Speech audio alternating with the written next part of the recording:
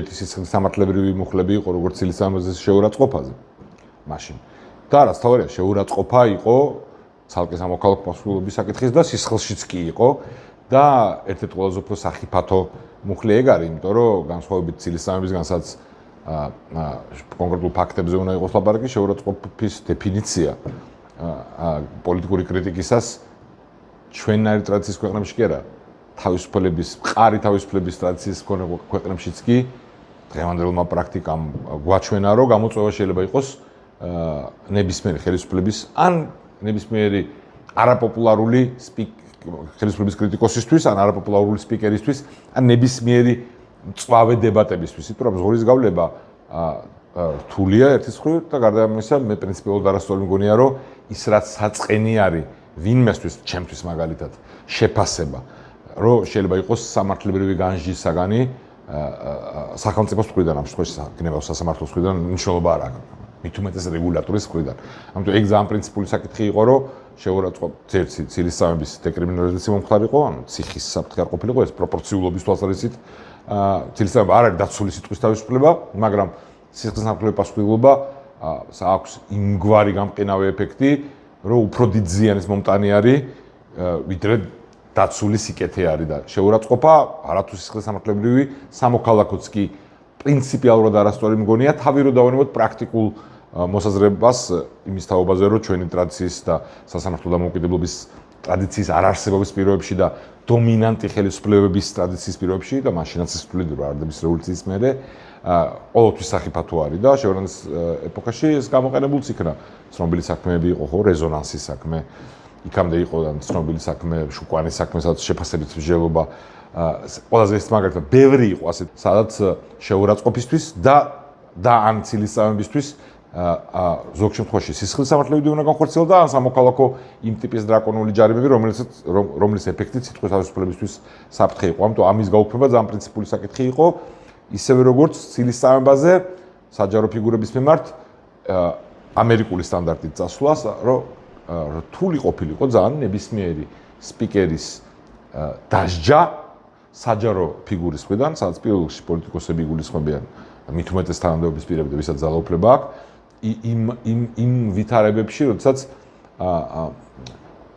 ტექნიკურ შეცდომაზე დაიჭერენ რაიმე კრიტიკისას და ამას გამოიკიდება და ამას დაეყრდნობა ცილისწამება. ანუ როგორც კი შენ ჩამონათვალში პირისპირ შეურაცხყოფასთან ერთად ზოგადად სხვა ტიპის შეურაცხყოფას მიიყვან, იქ გეხსნება კარი ძალიან ფართო ინტერპრეტაციისთვის, ხო? ანუ თუ ახლა შენ ვიღაცაზე იტყვი, რომ შენი აზრით ვიღაც უსინდისო არის, ხო? მოჩა, შეურაცხყოფა არის. ამისი მოქცევა თუ რა არის შეურაცხყოფის ზღვის გამტარები და რა არის უბრალოდ საწყენი, ხო? კატასტროფული გზა არის, რომელიც სიტყვის თავისუფლებას ზღუდავს. იმიტომ რომ ნებისმიერი მნიშვნელოვანი მოვლენაზე ადამიანის მოსაზრება მეორე ადამიანისთვის შეიძლება იყოს საწყენი და მეორე ადამიანის შეფასება და მისი როლის მით უმეტეს როცა ის ძალაუფლების მქონე ადამიანია, პოლიტიკოსია, ხელისუფლებაში ყოფი განსაკუთრებით, მათ უნდაც ოპოზიციაში ყოფი. შეუძლებელია მსგავსი გაკეთება, ანუ ყველა კრიტიკული მოსაზრება არის საწყენი. ეს ყველაფერი და მტკიცების ტვირთის გადატანა მოპასუხეზე იყო ის პრინციპული ცვლილებები, რომელიც მაშინვე იქნა შეტანილი. დღეს ხედავთ აშკარა განწყობას, ხო, სიტყვის თავისუფლების დახრჩობის ამოცანას და ის ცვლილებები, რომელიც დღეს ხორციელდება, პირდაპირ ამ ამოცანასთან არის მისადაგებული. სწორედ ამიტომ მოხდა სიტყვის და გამოხატვის თავისუფლების კანონის რევიზია.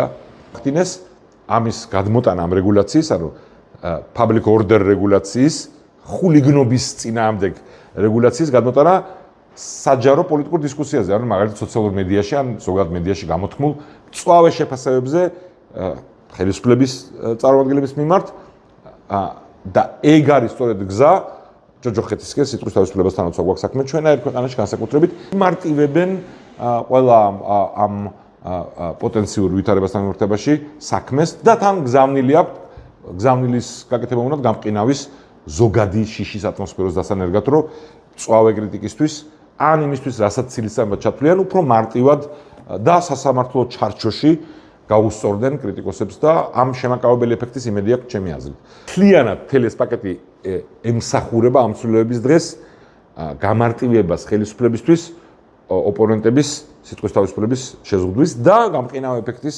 გავრცელებას ზოგადად საზოგადოებაში. და შეიძლება მყისიერად არ შეეხოს ყველას და მყისიერად არ გავრცელოს, მაგრამ პოტენციურად ყველას შეიძლება შეეხოს, ვისაც კი რაიმე სახით საჯარო მოვლენაზე სურს აზრის გამოთქმა ან მხატვრულ ნაწარმოებში ირონიზირება ან პაროდიის გაკეთება, ხო? ანუ თუ ამ ნიაღვარს ხსნი, რომ ეს დაცული არა და შეურაცხყოფის ინტერპრეტაცია მოხდება ამ გზით, ვისაც გინდა იმას დაჯი. რისთვისაც გინდა იმისთვის. და მთავარი ეფექტი თან მანდ არის ხოლმე მხოლოდ დასჯა კი არა, რომ ვიღაცა აი ამ წარსულს დაჯდა, არამედ გამყინავ ეფექტი, ანუ სხვებზე შემაკავებელი ეფექტი ამ შიშის დანერგვისა, ამ თვალსაზრისით და მე მჯერა რომ საქართველოს ეს ბოლომდე ვერ მივა, მაგრამ ტენდენცია და ამოცანა აშკარად ამისკენ გვაქვს.